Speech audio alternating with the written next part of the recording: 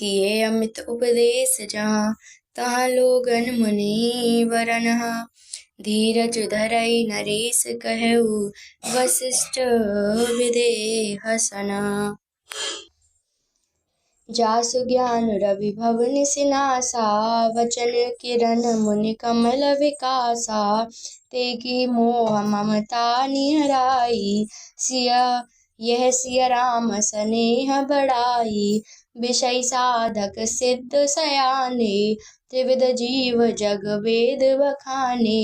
राम स्नेह सरस मन जासु साधु सभा बड़ आदर तासु। सोहन राम प्रेम बिनु ज्ञानु करण धार बिनु जिमि जल जानु।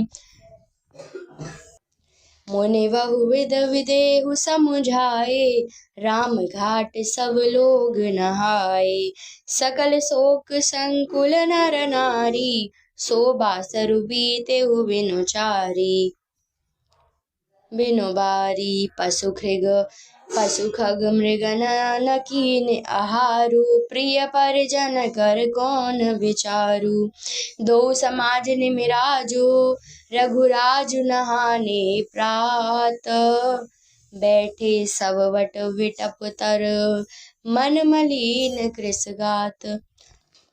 अर्थात जहाँ तहाँ श्रेष्ठ मुनियों ने लोगों को अपरिमित उपदेश दिया और वशिष्ठ जी ने विदेह जनक जी से कहा, हे राजन, आप धैर्य धारण कीजिए। जिन राजा जनक का ज्ञान रूपी सूर्य भव आवागमन रूपी रात्रि का नाश कर देता है और जिनकी वचन रूपी किरणें मुनि रूपी कमल को खिला देती हैं, आनंदित कर देती हैं, क्या मोह और ममता उनके निकट भी आ सकते हैं? यह तो श्री सीताराम जी के प्रेम की प्रतिमा है, प्रेम की महिमा है। अर्थात राजा जनक की यह दशा श्री सीताराम जी के अलौकिक प्रेम के कारण हुई, लौकिक मोह ममता के कारण नहीं। जो लौकिक मोह ममता को पार कर चुके हैं उन पर श्री सीताराम जी का प्रेम अपना प्रभाव दिखाए बिना नहीं रहता। विषय साधक और ज्ञानवान सिद्ध पुरुष जगत में ये तीन प्रकार के जीव वेदों में बताए गए हैं। इन तीनों में जिसका चित्त श्री राम जी के स्नेह से सरस सरोवर सराबोर रहता है, साधुओं की सभा में उसी का बड़ा आदर होता है। श्री राम जी के प्रेम के बिना ज्ञान शोभा नहीं देता, जैसे कर्णधार के बिना जहाज। वशिष्ठ जी ने विदेहराज जनक जी को बहुत प्रकार से समझाया। तदनंतर सब लोगों ने श्री राम जी के घाट पर स्नान किया।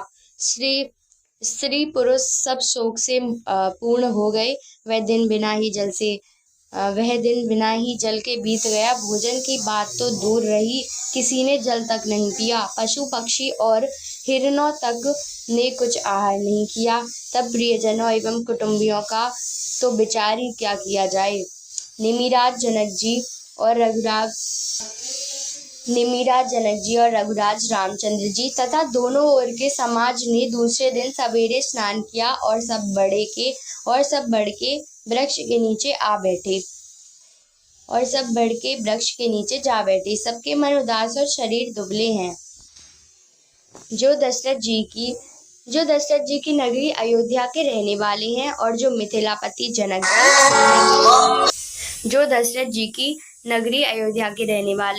जो मिथिलापति जनक जी के नगर जनकपुर के रहने वाले ब्राह्मण थे, तथा सूर्यवंश के गुरु वशिष्ठ जी ने तथा जनक जी के पुरोहित सदानंद जी ने, जिन्होंने सांसारिक अभ्युदय का मार्ग तथा परमार्थ का मार्ग छान डाला था, वे सब धर्म, नीति, वैराग्य तथा विवेक युक्त अनेकों उपदेश देने लगे।